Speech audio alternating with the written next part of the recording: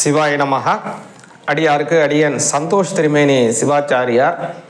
அன்பர்கள் அனைவருக்கும் அன்பான வணக்கம். முக்கியமாக இந்த பதிவு யாருக்கு அப்படின்னு பார்த்தீங்கன்னா, ரிஷபராசிக்காரங்களுக்கு இப்போது வரக்கூடிய அந்த சனி பகவானினுடைய வக்ர காலம்.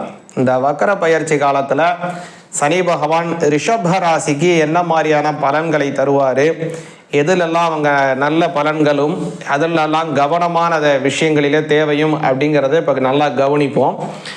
ரிஷபராசிக்கு இப்போ உள்ள காலம், அதாவது இந்த சனி பகவானுடைய வக்ர காலம் எப்போங்கிறத நான் திரும்பியும் சொல்கிறேன் உங்களுக்கு. அதாவது ஜூலை மாதம் 15ஆம் தேதி 2026 தமிழ் தேதி பார்த்தீங்க அப்படின்னா ஆனி மாதம் 31ஆம் தேதி புதன்கிழமை அதிலிருந்து ஒரு வக்ரத்தை ஆரம்பிக்கிறார்.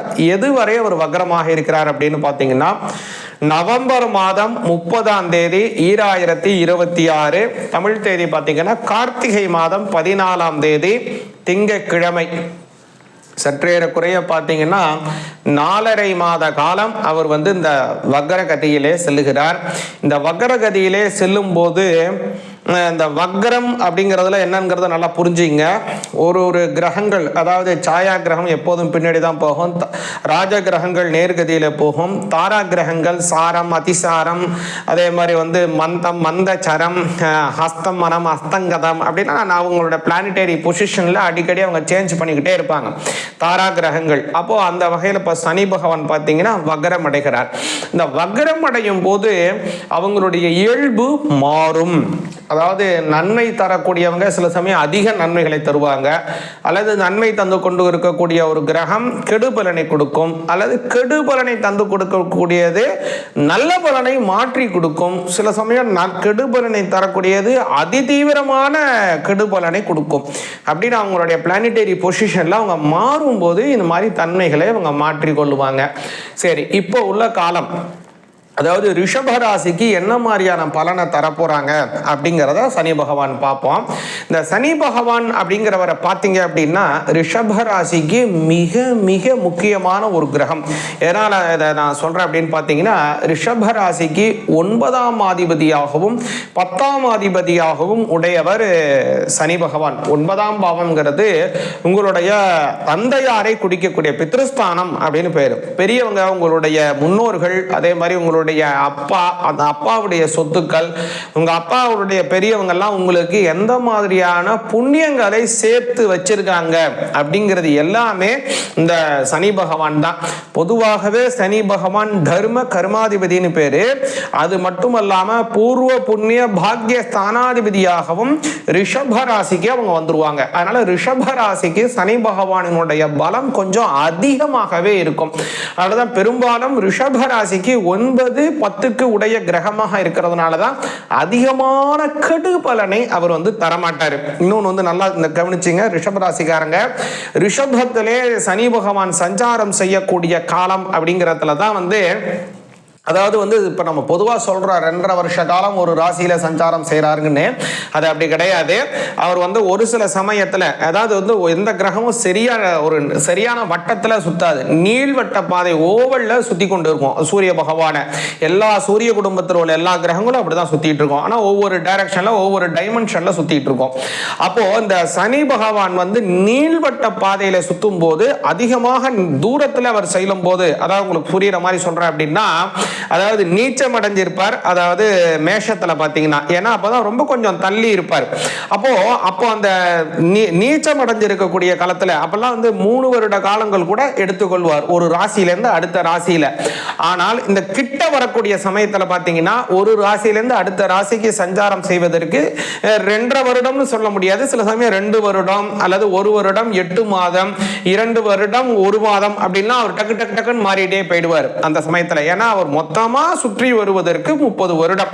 அப்போ இந்த இப்ப அதிகமா இப்ப வரக்கூடிய காலத்துல பாத்தீங்கன்னா 3 வருடமா ஒரு ராசியா தாண்டிட்டு இருக்காரு பாருங்க. இத ரொம்ப லாங்கா வரக்கூடியதெல்லாம் சீக்கிரமா தாண்டறதெல்லாம் ரிஷபத்துல இருந்தா அவர் ஆரம்பிப்பார். ஏன்னா அப்பதான் உச்சம் அடைஞ்சு நீச்சம் அடைஞ்சு இருப்பார் மேஷத்துல தான். இந்த மேஷத்துல அவர் நீச்சம் அடைஞ்சு அடுத்து வரக்கூடியது ரிஷப ராசி இல்லைங்களா. உங்க ராசியில் அவர் வந்தபோது தான் நீச்சத்திலிருந்து மாறுவார். அப்போ அவர் கிட்ட வரக்கூடிய காலமாக இருக்கிறதுனால, நம்மளுடைய நோக்கி கிட்ட வரக்கூடிய காலம் ஆரம்பிக்கிறதுனால ரொம்ப ஸ்பீடாக போவார். இப்போ ரொம்ப நாள் எப்போதுமே ஒரு ஸ்லோவா ஒரு சின்ன சைக்கிளை ஓட்டிட்டு இருக்கோம், திடீர்னு நமக்கு ஃபாஸ்டா போகக்கூடிய ஒரு வண்டியில போனா எவ்வளவு சந்தோஷப்படுவோமோ அது மாதிரி தான் சனி பகவான் அது ரிஷப ராசியிலே சஞ்சாரம் செய்யக்கூடிய காலத்துல ரொம்ப சந்தோஷமாக இருப்பார் அவர்.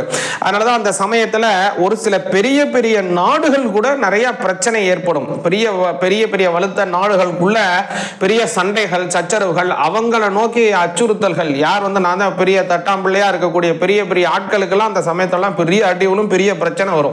ஏன்னா இது மாதிரியான ஒரு காரணம் இருக்கிறதுனால தான். ஆனா ஒரு என்ன அப்படின்னு கேட்டீங்கன்னா, ரிஷப ராசிக்காரங்களுக்கு சனி பகவான் மீது எப்போதுமே ஒரு கருணை இருக்கும். ஏன்னா அந்த ராசியிலே நான் செல்லும் போது ரொம்ப ஸ்பீடா போவேன் அப்படிங்கிறதுனால ரிஷப ராசிக்காரங்களுக்கு சனி பகவான் அதிகமான கெடுபலனையும் தரமாட்டாரு. இன்னொன்னு கால புருஷ தத்துவத்தில் நீங்க பார்த்தீங்கன்னாலும் ரிஷப ராசிக்கு 9ஆம் அதிபதியாகவும் 10ஆம் அதிபதியாகவும் ஒரு வந்துறார். இப்ப மற்ற கிரகங்களை பார்த்தீங்க, அதாவது சிம்ம ராசிக்கு இப்ப பொதுவா பார்த்தீங்கன்னா 7க்கும் உடையவரா இருப்பாரு, 6ஆம் பாவத்துக்கும் உடையவரா இருப்பாரு. 2 பாவத்துல ஒரு பாவம் நல்லதா இருக்கும், ஒரு பாவம் கெட்டதா இருக்கும்.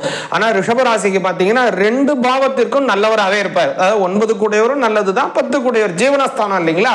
அப்போ 2 பாவத்துக்கும் உடையவர் நல்லவரா இருக்கிறதுனால பொதுவாக ரிஷப ராசிக்காரங்களுக்கு ரொம்ப நல்ல பலனை தந்துருவார். சரிங்க, இவ்வளவு நேரம் இதை பத்தி நம்ம டீட்டெயிலா பேசிட்டு இருக்கோம். இப்ப பலன்கள் என்ன கொடுப்பாருங்கிறத கொஞ்சம் தெளிவா பார்ப்போங்க. இப்ப 11ஆம் இடம்னு சொல்லக்கூடிய லாபஸ்தானத்திற்கு சனி பகவான் வராரு. இந்த சமயம் அப்படிங்கிறது உங்களுக்கு ரொம்ப அற்புதமான காலம் அப்படிங்கறத நல்லா புரிஞ்சுங்க. குறிப்பாக இந்த 11ல சனி பகவான் போகக்கூடிய காலமே ரொம்ப அற்புதமான காலம். அதிலும் இந்த சமயம் ரொம்ப ரொம்ப அற்புதமான காலம். இந்த சமயத்துல நீங்க பல முக்கிய முடிவுகள் எடுக்க போறீங்க. பல சொத்துக்கள் உங்க மேல கிரயம் பண்ணுவதற்கான நல்ல வாய்ப்புகள் இருக்கு. அதே மாதிரி நீண்ட நாட்களாக ஏதாவது கோர்ட்ல கேஸ் இருக்கு, அது இன்னும் இழுபறியாகவே இருக்கு. உங்களுக்கு மேல ஏதோ ஒரு உங்களுக்கு சேர வேண்டிய சில சொத்துக்கள் அல்லது உங்க மேல இருக்கக்கூடிய பிரச்சனைகள் விலகணும், இல்ல உங்களுக்கு சேர வேண்டிய சொத்துக்கள் உங்களை சேரணும். இது மாதிரியான பல விஷயங்கள் எல்லாமே தீர்க்கப்படக்கூடிய காலமாக இது இருக்கும். இந்த சமயம் ரொம்ப அற்புதமான காலம். இதுல முக்கியமான இன்னொரு நல்ல விஷயம் என்னன்னு பாத்தீங்கன்னா, நீண்ட நாட்களாக உங்களுக்கு இருக்கக்கூடியதான அவப்பெயர்கள் எல்லாமே மாறும். சுறுசுறுப்பாக செயல்படுவீங்க, பல அளப்பரிய நல்ல செயல்களை செய்வீங்க. உங்களுக்கு கீழே இருக்கக்கூடிய வேலையாட்கள் அல்லது உங்களுக்கு கீழே இருக்கக்கூடிய அதிகாரிகள், கீழ் அதிகாரிகள் இது மூலியமாக உங்களுக்கு பெரிய நன்மைகள் ஏற்பட போகுது. இரும்பு சார்ந்த வியாபாரம் செய்யறவங்களுக்குலாம் அதி உன்னதமான நல்ல லாபங்கள் ஏற்படும். அதே மாதிரி சுய தொழில் செய்யறவங்களுக்கு அல்லது சம்பளத்துக்கு வேலை பார்க்கறவங்களுக்கு எல்லாருக்குமே நல்ல பலன், சம்பள உயர்வுகளை கொடுப்பாரு. அதே மாதிரி இதுல முக்கியமா நீங்க கவனமாக இருக்க வேண்டியது என்னன்னா, 11ஆம் பாவத்துல எப்பெல்லாம் வலிமையா இருக்குதோ அப்பெல்லாம் கல்வர்களினுடைய பயம் ஏற்படுவதற்கு வாய்ப்பு இருக்கு. அதாவது பொருட்கள் திருடு போறது அல்லது சில பொருட்களை நீங்களே மறந்துடுறது, காணாடிக்கிறது, இதெல்லாம் கொஞ்சம் கவனமாக இருக்கணும். இந்த மாதிரி விஷயத்துல நீங்க கவனமா இருந்தீங்கன்னா ரொம்ப ரொம்ப நல்ல பலன் உங்களுக்கு கிடைக்கும். முக்கியமா இந்த சமயத்துல நீங்க செய்ய வேண்டிய செயல்பாடு என்ன அப்படின்னு பாத்தீங்க அப்படின்னா, மகாலட்சுமி வழிபாடு.